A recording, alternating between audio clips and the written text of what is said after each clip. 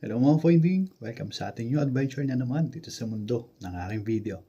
So ang pag-uusapan natin ngayon ay ikaw ba ay isang OFW na nagbakasyon or umuwi ng Pilipinas after ng contract mo. So pagbalik ka ng abroad, ano yung mga kailangan mong i-prepare? Ano yung mga kailangan mong i-ready?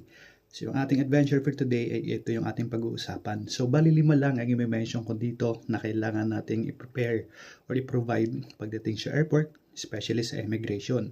So una, ang hinahanap nila is yung valid passport mo. So ipapakita mo yon, so it should be dapat valid po yung passport natin. At yung pangalawa is yung OEC. Yung OEC or yung OEC natin ay nakukuha po yan dun sa egov.ph. At punta kayo doon sa DMW at makikita ninyo yung balik manggagawa at doon po ninyo makukuha yan. And aside from that, kailangan meron din kayong proof of employment or yung certificate na galing sa employer po ninyo na meron kayong contract. So, ibig sabihin, legit yung pagbalik ninyo sa abroad, meron kayong work at meron kayong employer kasi meron kayong certificate of employment or meron kayong contract. So, yun yung pangatlo. Yung pang-apat is yung kailangan meron kayong e-travel. So makapag-generate kayo ng e-travel before or at least 72 hours is makakuha kayo ng e-travel online. At madali lang yan kasi talagang nasa Google yan, madali lang yan kapag ikaw ay isang OFW ay madali lang yan makuha.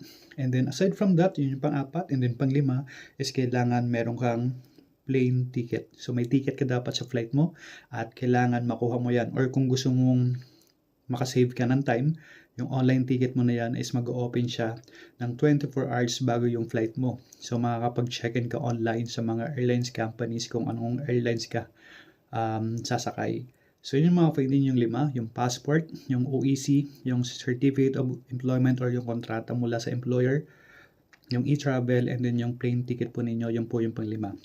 So kung ikaw ay babalik ng abroad bilang isang OFW, so make sure na kailangan kompleto yung 5 yan. And then, kung ikaw naman ay umuwi at, di ba, pumasok ka ng abroad, so may agency ka, tapos nagkaroon ka ng employer sa abroad. Pero dun sa abroad, nung natapos yung kontrata mo or hindi natapos yung kontrata mo, naglipat ka doon sa ibang bansa, naglipat ka doon kung saan ka nagtatrabaho, naglipat ka ng employer. Tapos, umuwi ka ng Pilipinas. So make sure lang na bago ka umuwi ng Pilipinas ay kailangan na ayos mo or napaverify mo yung contract mo sa Polo para kahit paano pagbalik mo sa ibang bansa ay hindi ka na mahirapan. Kasi kadalasan mga finding, especially sa mga OFWs na nakakakuha ng trabaho abroad, especially sa Europe. Galing Pilipinas, meron silang agency, tapos nakapag-work sila sa Europe. And then, so sa trabaho nila dun sa Europe, hindi sila na-renew ng kanilang mga employer. So yung iba hindi na umuwi. So nag-stay sila dun sa Europe. So ang ginawa nila, palipat-lipat sila ng kanilang employer. So kapag lumipat ka ng employer at magkaiba na yung employer nyo at lumipat kayo sa ibang employer, so bago kayo umuwi ng Pilipinas is make sure lang na ma-verify pa ninyo or ipa-verify ninyo sa Polo yung inyong mga kontrata bago kayo umuwi ng Pilipinas. Kasi pag hindi po ninyo napaverify yan, ay mahirapan mo kayong bumalik pa abroad. So kailangan verified muna yung contract ninyo bago kayo umuwi ng Pilipinas para pag na-verified na yung contract ninyo ay pwede na ulit kayo bumalik abroad. So I hope mga finding ay nag-guess po ninyo yon, yung point na yon na kapag naglipat kayo ng employer at mayroon na naman kayong bagong employer, so make sure na kailangan mapaverify nyo yan kaagad para hindi kayo mahirapan pabalik sa abroad. So yun lang mga finding yung tips ko sa mga OFWs na babalik ng ibang bansa.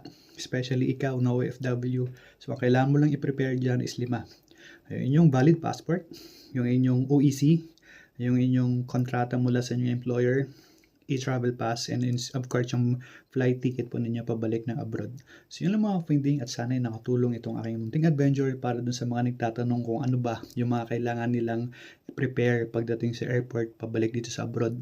Ano ba yung mga kailangan hanapin, ano yung mga hinahanap ng mga personnel sa airport, especially sa immigration. So yun yung 5 binigay ko sa inyo, especially based po ito sa experience ko na sinishare ko sa inyo. So yun po yun. So I hope ay nakatulong itong aking munting adventure para sa mga nagtatanong ng mga OFWs na pabalik ng iba't ibang bansa or kung saan sila pupunta.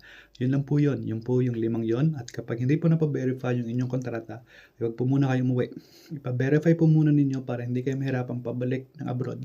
At kahit paano ay hindi kayo ma-offload sa inyong mga flights. So yun lang mga ka-finding.